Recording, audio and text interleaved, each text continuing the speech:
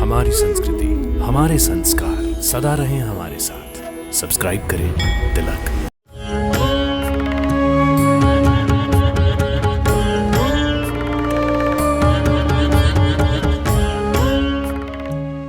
गोला गोरखनाथ, कंकालेश्वर मंदिर, श्री काशी विश्वनाथ मंदिर, नर्मदेश्वर मंदिर, भूतनाथ मंदिर और काया बरूहन मंदिर नाम अलग हैं, स्वरूप भिन्न हैं, पर इन सभी को एक ही दिव्य सूत्र में बांधने वाले हैं देवाधिदेव महादेव।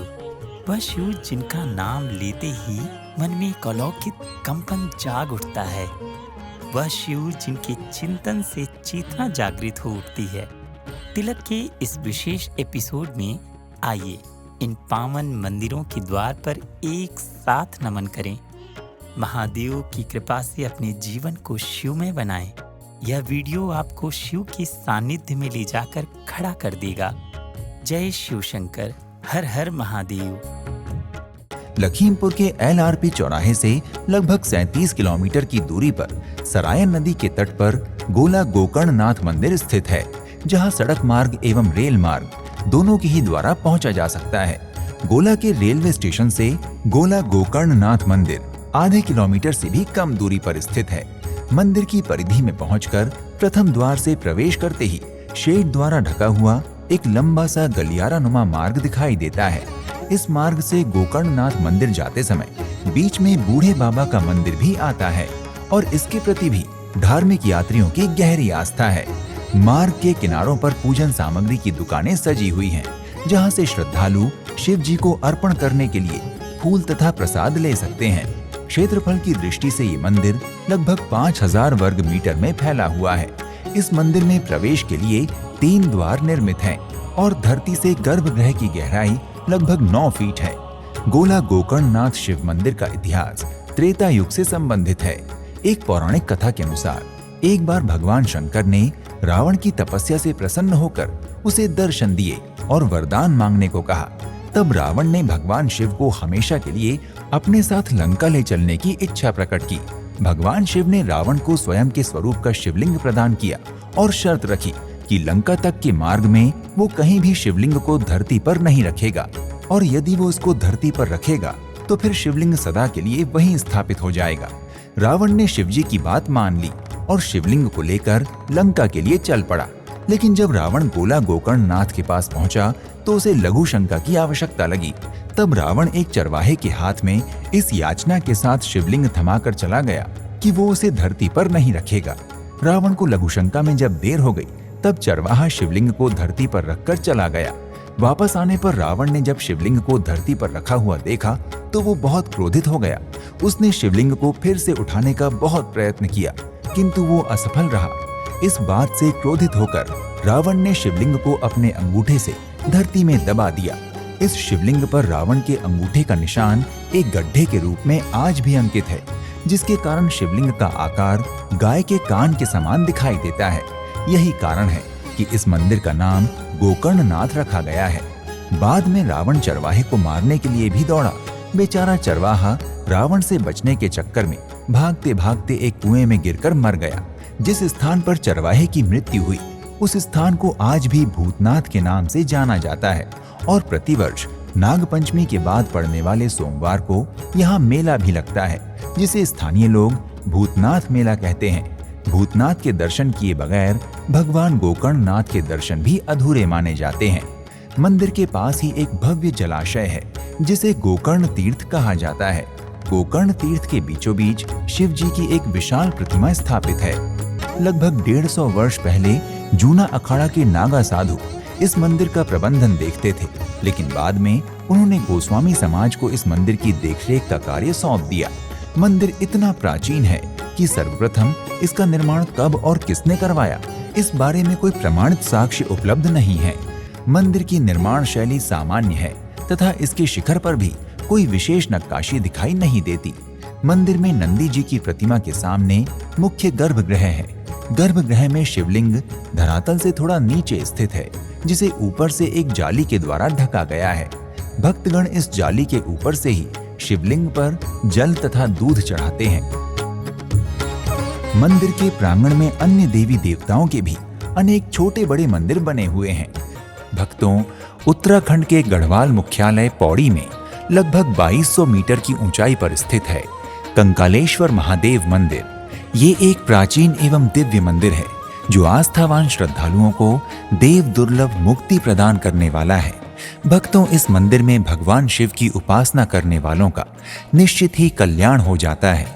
अतः इस अति दिव्य और शिव कृपा से ओतप्रोत मंदिर में भगवान कंकालेश्वर के दर्शन और पूजन करने को दूर दूर से भक्तगण यहाँ आते हैं।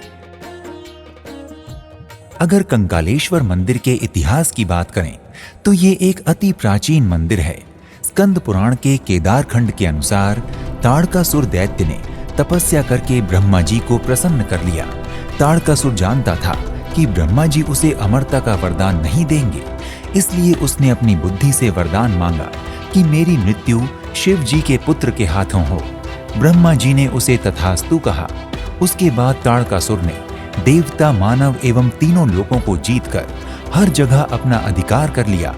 एक बार उसने मृत्यु के देव यमराज को भी युद्ध के लिए ललकारा, परंतु यमराज भी उसका सामना न कर सके। अतः यमराज सब कुछ छोड़कर इसी स्थान पर भगवान शिव की प्रसन्नता के लिए तप करने लगे। उस समय मां सती ने भी पार्वती के रूप में पर्वतराज हिमालय के घर जन्म ले लिया था तथा देवी पार्वती भी शिव जी को प्राप्त करने के लिए उमा मंदिर कर्णप्रयाग में तपस्या कर रही थीं। भक्तों, घोर तपस्या करते करते जब यमराज का शरीर सूखकर कंकाल रह गया था, तब भगवान शिव प्रकट हुए और यमराज का संकट हरण करने का वर दिया तथा ये भी वर दिया कि कलयुग में मैं गुप्त रूप से इसी स्थान पर प्रकट होकर भक्तों को मुक्ति प्रदान करूंगा। इस तरह से अब से लगभग 200 वर्ष पूर्व हरि शर्मा एवं बुद्ध शर्मा नामक दो महान ऋषि इस स्थान के समीप ही तपस्या करने आए थे। कुछ समय बाद उन्हें स्वप्न में भगवान शिव के दर्शन हुए। भगवान ने उन्हें बताया कि जिस स्थान पर तुम पानी लेने जाते हो, वहां किसी समय यमराज ने तपस्या की थी। तुम वहां पर एक मंदिर का निर्माण करो, मैं स्वयं उसमें शिवलिंग की स्थापना का प्रबंध कर दूंगा। भक्तों, इस स्वप्न के बाद उन ऋषियों ने मंदिर निर्माण का कार्य प्रारंभ कर दिया। इधर भगवान शिव ने केदारनाथ के पुजारी रावल जी को दर्शन दिए और कहा कि आपकी कुटिया के बाहर जो 12 समूल का शिवलिंग है, इसे पौड़ी गढ़वाल में भिजवा दो। वहां एक मंदिर का निर्माण कार्य चल रहा है। अतः प्रातः ही उठकर रावल जी ने पौड़ी एक पत्र लिखा। वहां किसी मंदिर के निर्माण के बारे में पता करवाया। जब उन्हें पता चला कि मंदिर निर्माण का कार्य प्रगति पर है, तो उन्होंने शिवलिंग को पौड़ी भेज दिया। भक्तों, आज भी वो पत्र सुरक्षित रखे गए हैं। इस प्रकार कंकालेश्वर मंदिर का निर्माण कार्य 1843 में पूर्ण हुआ और शिवलिंग की स्थापना स्वयं भगवान शिव जी की इच्छा से हुई। यमराज के कंकाल शरीर के नाम पर ही यहाँ स्थापित भगवान के शिवलिंग का नाम कंकालेश्वर हुआ। कुछ लोग नाम को अपभ्रंश करके क्योंकालेश्वर भी कहते हैं।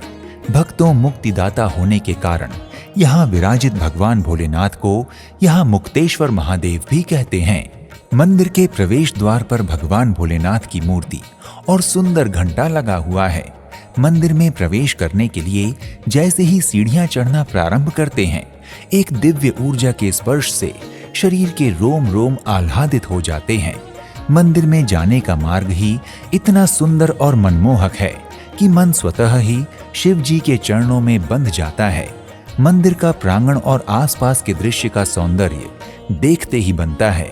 मंदिर की दीवारों पर देवताओं की मूर्तियां उकेरी गई हैं, जो बहुत ही मनमोहक हैं। मंदिर का प्रांगण बहुत ही विशाल है। यहाँ भजन, संकीर्तन एवं कथा के लिए भी पर्याप्त स्थान है। मंदिर में भगवान शिव के साथ ही मां पार्वती जी, गणेश भगवान, कार्तिकेय भगवान एवं कई प्रतिमाएं नंदी महाराज की हैं। समीप में ही स्थित दूसरा मंदिर भगवान श्री लक्ष्मी नारायण जी का है। यहाँ हनुमान जी भी विराजमान हैं। भक्तों, गर्भगृह में भगवान शिव और मां पार्वती जी की पूजा होती है। मंदिर के मुख्य देव मां पार्वती, भगवान शिव, गणेश जी और कार्तिकेय जी हैं। यहाँ आने वाले श्रद्धालुजन सभी विग्रहों की पूजा बड़ी ही श्रद्धा और भक्ति के साथ करते हैं। गर्भगृह के सामने ही नंदी जी महाराज विराजमान हैं और मुख्य मंदिर के पीछे भगवान श्री लक्ष्मी नारायण जी विराजमान हैं। कंकालेश्वर महादेव की पूजा करने वाले श्रद्धालु यहाँ स्थित अन्य सभी देवी देवताओं की पूजा भी बड़े ही श्रद्धा भाव से करते हैं। भक्तों, मंदिर में आरती का समय प्रातः 4:30 बजे है तथा संध्या आरती लगभग 6:30 बजे होती है। मंदिर में आरती के समय का वातावरण अत्यंत दिव्य होता है। भक्तजन यहाँ संध्या आरती बड़े ही हर्षोल्लास के साथ करते हैं। आज हम आपको दर्शन करवाने जा रहे हैं भगवान महादेव के एक बहुत ही दिव्य और प्राचीन मंदिर उत्तर काशी स्थित श्री काशी विश्वनाथ मंदिर के। भगवान यहाँ पर जो विराजमान हैं वो श्री काशी विश्वनाथ के रूप से विख्यात हैं और इदम काशी तदम काशी मतपुरी भेद वर्जिते। भगवान श्री काशी विश्वनाथ का जो ये स्थान है ये उत्तर की काशी में विराजमान है। भक्तों, श्री काशी विश्वनाथ मंदिर उत्तराखंड के उत्तर काशी जिले के सबसे प्राचीन एवं सबसे पवित्र मंदिरों में से एक है, जो भागीरथी नदी के तट पर स्थित है। मंदिर आसपास के पहाड़ों के साथ भागीरथी नदी का सुंदर दृश्य प्रस्तुत करता है। मंदिर की लोकप्रियता के कारण ये मंदिर 4 धाम यात्रा मार्गों का हिस्सा है। जो भी तीर्थयात्री 4 धाम यात्रा करते हैं वो इस मंदिर के दर्शन भी अवश्य करते हैं। भक्तों, श्री काशी विश्वनाथ भगवान सदा वाराणसी में ही निवास करते हैं।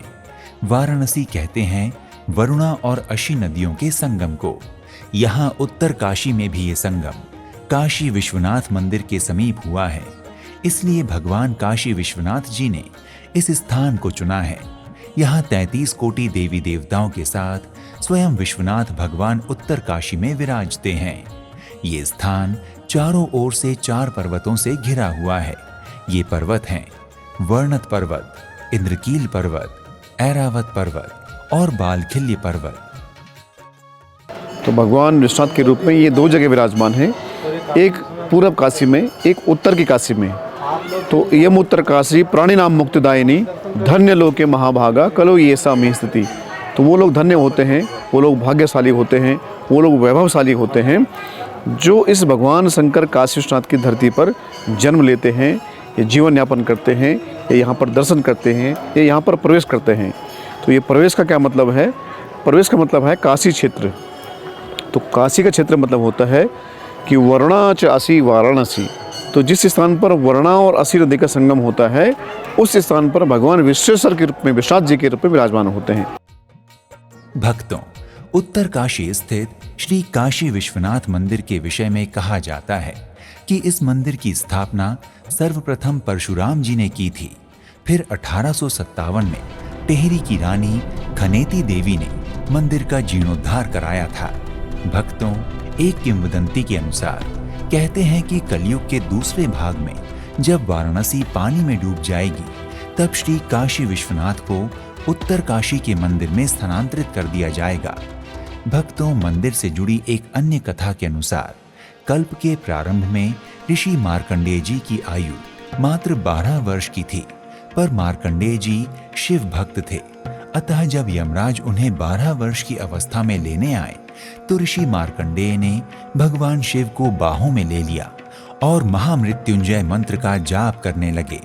इस प्रकार जब यमराज मार्कंडेय को नहीं ले जा पाए तो यमराज ने भगवान शिव से अनुरोध किया कि आपकी सृष्टि में आपके ही नियमों का पालन नहीं होगा तो सृष्टि कैसे चलेगी। मार्कंडेय की आयु पूरी हो चुकी है, इसलिए उसे यमपुरी जाना ही पड़ेगा। तब भगवान शिव ने अपनी आयु से एक दिन मार्कंडेय जी को दे दिया और इस प्रकार मार्कंडेय ऋषि हमेशा के लिए अमर हो गए। भक्तों, प्रकृति की गोद में स्थित श्री काशी विश्वनाथ मंदिर बहुत ही सुंदर एवं भव्य मंदिर है, जिसका पुनर्निर्माण होने के बाद भी इसकी प्राचीनता की अनुभूति यहाँ के कण कण में होती है। मंदिर निर्माण में विशेष प्रकार के पत्थरों का प्रयोग किया गया है। मंदिर को साधारण शिल्प कार्य से भी बहुत ही सुंदर बनाया गया है। मंदिर प्रांगण से चारों ओर का दृश्य तथा भागीरथी नदी के तट पर पर्वतों के मध्य इस दिव्य पौराणिक मंदिर की छटा अत्यधिक शोभनीय है। यहाँ बैठकर भगवान का ध्यान करने में असीम आनंद की अनुभूति होती है। ये स्थान दिव्य ऊर्जा से भरा हुआ है। भक्तों, मंदिर के एक ओर पीपल का वृक्ष है, जिसके नीचे भगवान विष्णु की मूर्ति है, और श्री काशी विश्वनाथ मंदिर के सामने ही शक्ति मंदिर है, जो माता पार्वती को समर्पित है। यहाँ का मुख्य आकर्षण लगभग 26 फुट ऊंचा एक विशाल एवं भव्य त्रिशूल है, जिसे शरीर के पूरे बल से भी हिलाया नहीं जा सकता, पर एक उंगली से स्पर्श करने पर त्रिशूल में कंपन होने लगता है। ये दिव्य शस्त्र है। कहा जाता है कि ये देवासुर संग्राम के समय का त्रिशूल है, जिसे मां शक्ति ने संग्राम में प्रयोग किया था। इसमें परशुराम भगवान के फर से, भगवान विष्णु के चक्र और महादेव के त्रिशूल सभी की शक्ति समाहित है। भक्तों, मंदिर के गर्भगृह में श्री काशी विश्वनाथ जी, मां पार्वती जी एवं गणेश जी विराजमान हैं। यहाँ काशी विश्वनाथ शिवलिंग की ऊंचाई 63 सेंटीमीटर बताई जाती है, जो दक्षिण मुखी है। कहा जाता है कि इस शिवलिंग की स्थापना भगवान परशुराम जी ने की थी। भक्तगण भगवान भोलेनाथ का अभिषेक कर उनके समक्ष अपनी सभी मनोकामनाओं को पूर्ण करने की प्रार्थना करते हैं। गर्भगृह के बाहरी कक्ष में नंदी जी महाराज हैं। मंदिर परिसर में ही ऋषि मार्कंडेय और साक्षी गोपाल जी की मूर्तियां भी स्थापित की गई हैं। मंदिर के सामने ही शक्ति मंदिर है, जो मां पार्वती को समर्पित है। भक्तों, बाबा श्री काशी विश्वनाथ जी की आरती का आनंद आप प्रातः 6:30 बजे उठा सकते हैं, और संध्या आरती में सम्मिलित होने का समय 7:30 बजे है। मंदिर में आरती के समय बजने वाले शंखनाद और घड़ियाल यहाँ उपस्थित भक्तों के रोम रोम को आह्लादित कर देते हैं। आरती की ध्वनि से मंदिर एवं चारों ओर का वातावरण शिवलीन हो जाता है। अगर त्योहार की बात करें तो भगवान भोलेनाथ को समर्पित श्रावण मास में श्री काशी विश्वनाथ मंदिर का आकर्षण देखते ही बनता है। दूर दूर से भक्त भोलेनाथ के दर्शन प्रसन्न करने यहाँ आते हैं, और महाशिवरात्रि के पर्व पर तो इस मंदिर की छटा दर्शनार्थियों एवं श्रद्धालुओं को मंत्रमुग्ध कर देने वाली होती है। इन उत्सवों पर यहाँ भव्य मेले का आयोजन भी होता है। इस दिन मंदिर के आसपास ही नहीं, अपितु दूर दूर से आए सभी भक्त शिवमय होकर भोलेनाथ की भक्ति में लीन हो जाते हैं। भक्तों, नर्वदेश्वर मंदिर कांगड़ा के महाराजा संसार चंद की महारानी प्रसन्ना देवी द्वारा बनाया गया एक सुप्रसिद्ध शिव मंदिर है, जो अपनी अद्वितीय निर्माण शैली के लिए समूचे विश्व में विख्यात है। भक्तों, यह मंदिर भी कई विख्यात मंदिरों की तरह देवभूमि और तपोभूमि कहे जाने वाले हिमाचल प्रदेश के सुजानपुर टिहरा नामक स्थान पर स्थित है, जो कांगड़ा रियासत के हमीरपुर जिले के अंतर्गत आता है। भक्तों, यद्यपि इस मंदिर का कोई शास्त्रीय अथवा पौराणिक आधार तो नहीं है, तदुपरांत इसका महत्व और इसकी ख्याति किसी पौराणिक स्थान से कम नहीं है। इसकी वजह है इस मंदिर की अद्भुत अद्वितीय निर्माण शैली, क्योंकि इसका निर्माण महाराजा संसार चंद की कांगड़ा शैली में हुआ था। इसलिए ये मंदिर न केवल शिव भक्तों की श्रद्धा, आस्था और भक्ति का केंद्र बिंदु है, बल्कि दर्शकों तथा पर्यटकों के लिए भी आकर्षण का केंद्र है। इस मंदिर को देखने के लिए सारी दुनिया के दर्शक और पर्यटक सुजानपुर टिहरा पहुंचते हैं। भक्तों, सुजानपुर टिहरा की स्थापना कांगड़ा रियासत के कटोच वंशीय राजा अभय चंद द्वारा की गई थी। सुजानपुर टिहरा न केवल ऐतिहासिक स्थान है, बल्कि प्राकृतिक सौंदर्य के दृष्टिकोण से भी अत्यंत सुंदर, मनोहर और रमणीय है। जी हां भक्तों, व्यास नदी के बाएं तट पर बसा सुजानपुर टिहरा शहर आज भी कटोच राजघराने के स्वर्णिम काल की गवाही तो दे ही रहा है, उनका गौरव गान भी कर रहा है। भक्तों, कहा जाता है कि महाराजा संसार चंद इस मंदिर के निर्माण के प्रति विशेष उत्साहित थे, किंतु दुर्भाग्यवश इसी अवधि में उनकी मृत्यु हो गई। अतः मंदिर का निर्माण उनकी रानी प्रसन्ना देवी द्वारा कराया गया। भक्तों, नर्वदेश्वर मंदिर वर्ष भर में कभी भी आसानी से जाया जा सकता है, लेकिन बरसात का समय यहां के लिए बहुत ही सुहावना और आनंददायी होता है। भक्तों, नर्वदेश्वर मंदिर शहर से चंद किलोमीटर की दूरी पर कटोच वंशीय राजाओं का विशाल किला है, जिसकी भव्यता, दिव्यता, वास्तुकला, शिल्पकला और चित्रकला तो देखते ही बनती है। इस किले का बड़ा ऐतिहासिक महत्व है। भक्तों, सुजानपुर किले में स्थित सन 1793 में बना गौरी शंकर मंदिर और शहर के अंदर सन 1790 में बना मुरली मनोहर मंदिर भी बड़े दर्शनीय स्थल है।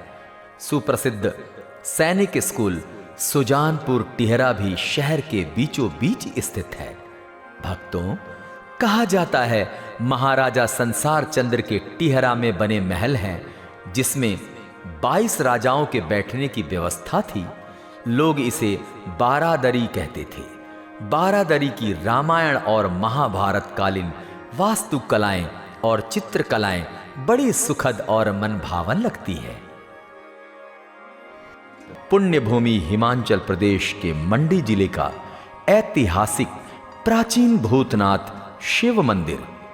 यह मंदिर हिमाच्छादित, जो अपनी प्राचीन भव्यता और दिव्यता के कारण शिव भक्तों और श्रद्धालुओं के बीच आकर्षण का केंद्र है।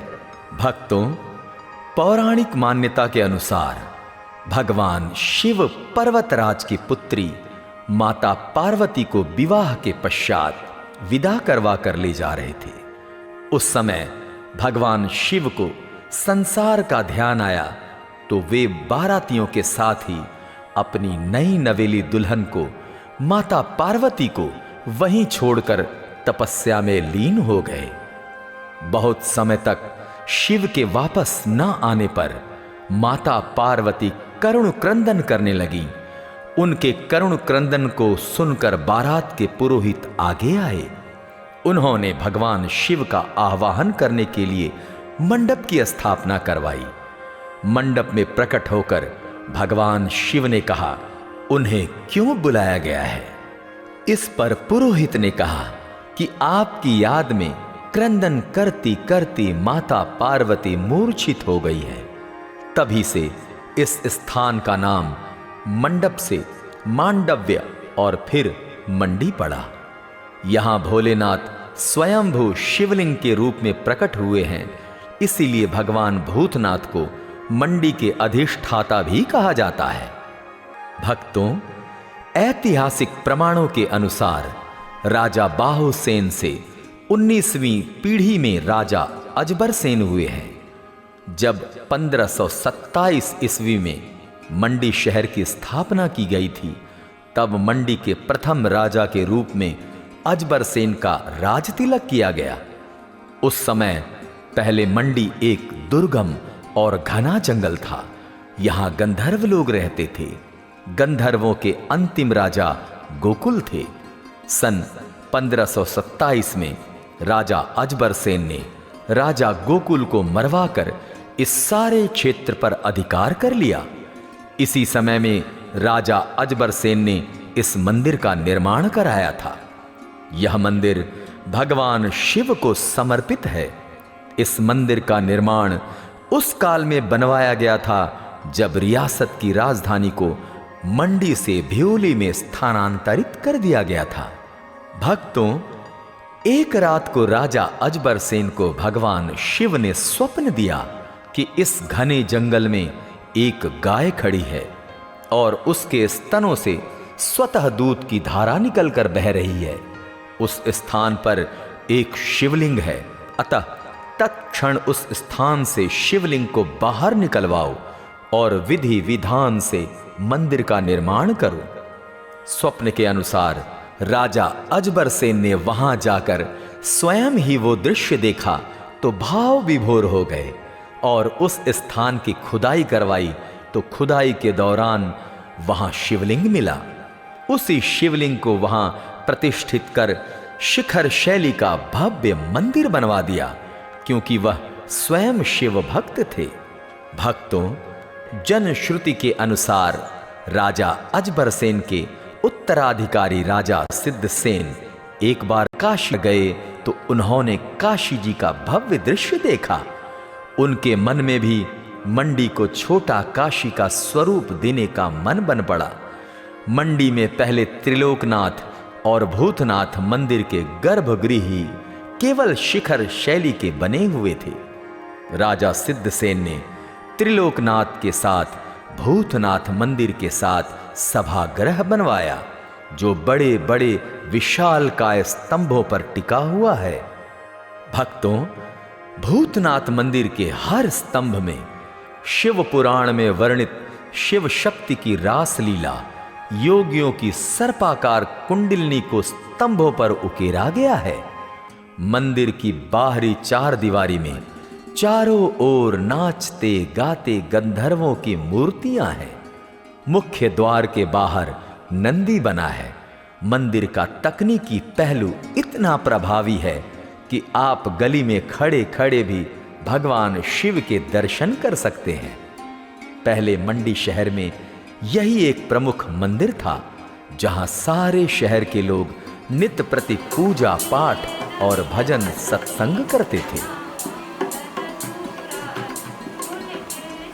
भक्तों, कहते हैं कि जब कभी मंडी के आसपास अकाल की स्थिति आती है तो राजा धोती पहन नंगे पांव समस्त प्रजा के साथ व्यास नदी के घाट पर जाकर गढ़वी में नदी का पवित्र जल भर कर लाते थे। राजा पहले शिवलिंग पर ओम नमः शिवाय का मंत्र जपते हुए शिवलिंग का स्नान कराते और विशेष पूजा अर्चना करते थे।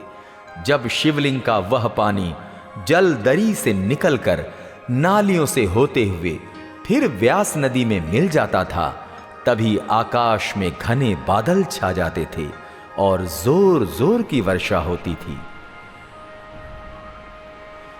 भक्तों, भूतनाथ मंदिर मंडी का प्रमुख होने के कारण भगवान भोलेनाथ के भक्त हमेशा और नियमित रूप से आते रहते हैं। साल के 12 महीने भूतनाथ मंदिर में भक्तों और श्रद्धालुओं की अच्छी खासी भीड़ रहती है। सोमवार, प्रदोष, त्रयोदशी और अमावस्या को तो भक्तों की लंबी लंबी कतारें लगती हैं। भक्तों, श्रावण मास, पुरुषोत्तम मास और महाशिवरात्रि मंडी का ये भूतनाथ मंदिर में प्रत्येक शिव मंदिर की भांति विशेष पूजा पाठ, यज्ञ हवन और अभिषेक अनुष्ठान आदि आयोजित किए जाते हैं। विशेषकर महाशिवरात्रि में तो यहाँ एक विशेष मेला और महोत्सव आयोजित किया जाता है। इस अवसर पर भूतनाथ मंदिर की विशिष्ट सजावट देखते ही बनती है। यह महाशिवरात्रि महोत्सव शिवरात्रि से 1 हफ्ते तक चलती है। भक्तों, महाशिवरात्रि महोत्सव और मेले का शुभारंभ करवाने हेतु राजा स्वयं आते हैं। सर्वप्रथम राजा ही भगवान शिव की पूजा अर्चना और रुद्र अभिषेक करवाते हैं।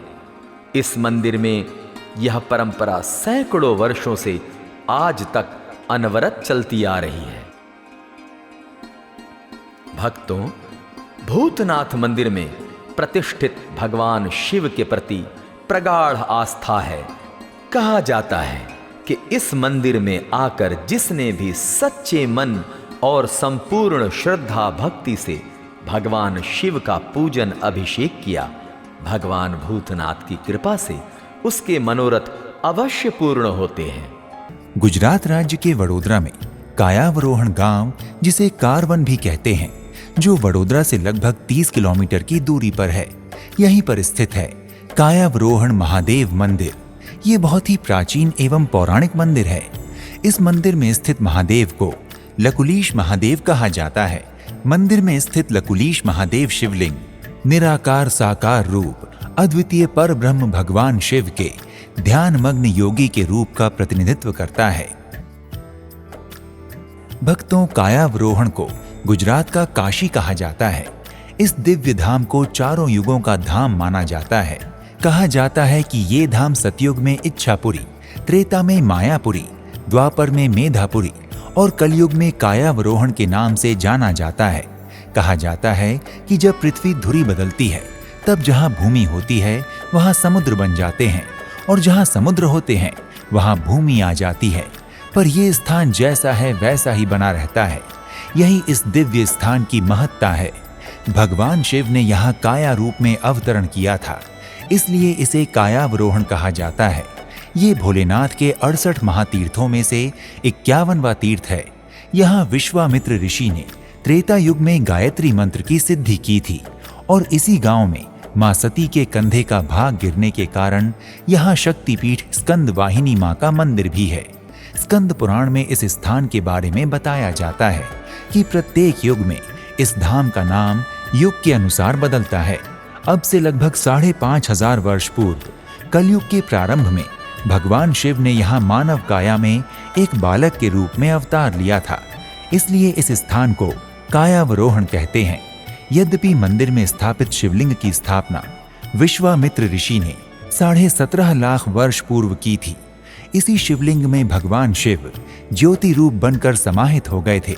अब ये शिवलिंग भगवान का पूर्ण स्वरूप माना जाता है।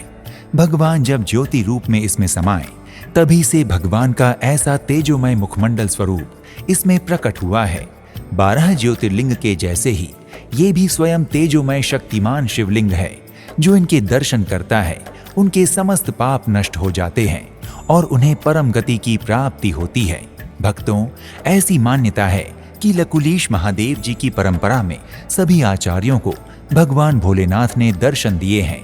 स्वामी कृपालवानंद जी को भी भगवान ने दर्शन देकर मंदिर के पुनरुत्थान की आज्ञा दी थी। इसलिए 1974 में कृपालवानंद जी के द्वारा मंदिर का पुनर्निर्माण कार्य संपन्न हुआ था। मंदिर का परिसर बहुत ही विशाल एवं सुंदर है। मंदिर में प्रवेश करते ही चारों ओर फैली हुई हरियाली एवं विभिन्न प्रकार के पुष्प, पौधे और वृक्षावली मन को मोहित करने वाली है। मंदिर की शिल्पकला भी बहुत ही सुंदर है। मंदिर की दीवारों पर बहुत सी मूर्तियां बनाई गई हैं जो योग मुद्रा और योगासनों को दर्शाती हैं। मंदिर का निर्माण एक विशेष प्रकार के सुंदर पत्थर द्वारा किया गया है। परिसर के इस सुंदर दृश्य का आनंद लेते हुए श्रद्धालु मंदिर के गर्भगृह की ओर प्रवेश करते हैं। गर्भगृह में लकुलीश महादेव अपने अद्भुत एवं अलौकिक रूप में विराजमान हैं।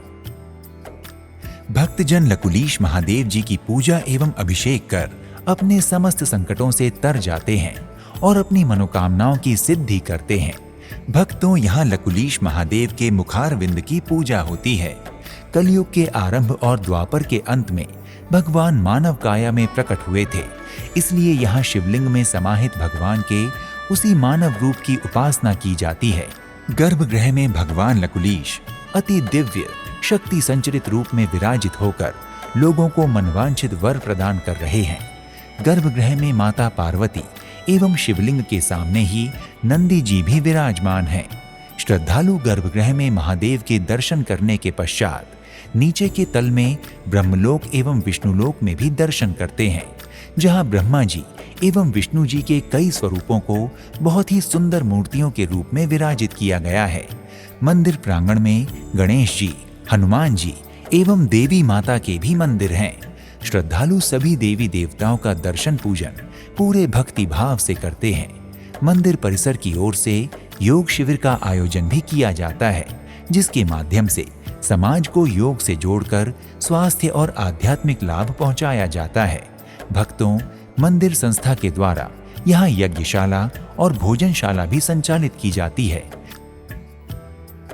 लोगों की आस्था है कि यहाँ समस्त कार्यों की सिद्धि अति शीघ्र होती है। यहाँ किए गए जप, तप, ध्यान और दान का करोड़ों गुना फल मिलता है। जब कृपालवानंद जी को भगवान ने प्रत्यक्ष दर्शन दिए तो भगवान ने कहा था कि मेरी आरती के समय मैं ज्योति में पूर्ण रूपेण प्रकट रहा करूंगा और भक्तों की समस्त अभिलाषाओं को पूर्ण करता रहूंगा। इसीलिए आज भी सभी श्रद्धालुओं का विश्वास है कि यहाँ विराजित भगवान भोलेनाथ सबकी मनोकामनाओं को पूर्ण करते हैं। कहा जाता है कि भगवान ने यहाँ 1008 लिंग की स्थापना की थी। इस क्षेत्र में जहाँ भी खुदाई होती है वहीं से कोई ना कोई शिवलिंग का भाग प्रकट हो ही जाता है। यहाँ कंकर कंकर में शंकर है। इस तीर्थ में कण कण में भगवान विद्यमान हैं। मंदिर और धाम के विशेष महत्व को देखकर ही भक्तजन और श्रद्धालुजन अनेकों अनुष्ठान यहाँ करते रहते हैं। मंदिर में आरती का समय प्रातः 6 बजे है और संध्या आरती में सम्मिलित होने का समय शाम 7 बजे है। आरती के समय मंदिर में दिव्य ज्योति के दर्शन कर भक्तजन अपने समस्त संकटों का नाश कर अपनी मनोकामनाओं की पूर्ति करते हैं। इस वीडियो को अंत तक देखने के लिए आप सभी भक्तों का हृदय से धन्यवाद। हम जानते हैं आप चाहेंगे ही नहीं कि यह यात्रा अभी थमे, क्योंकि यहाँ दिखाया गया हर मंदिर अब आपके हृदय में अपनी जगह बना चुका होगा।